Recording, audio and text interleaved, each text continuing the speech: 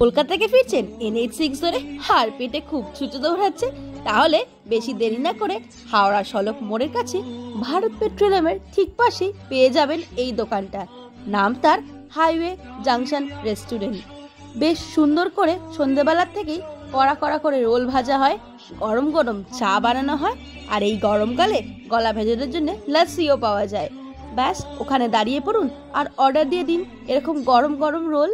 আমার তো দেখে খুব ভালো লাগলো, অনেকক্ষণ ধরে ধরে এই রোলটাকে ভাজা হলো, বেশ কড়া কড়া করে লাচ্ছা পরোটাটাকে ভাজা হলো।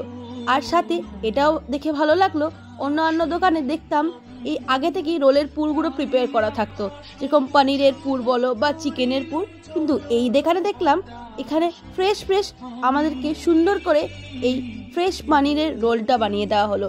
দুর্দান্ত টেস্ট ছিল, অবশ্যই এখান থেকে ট্রাই করতে পারেন খাবার দাবার। ধন্যবাদ।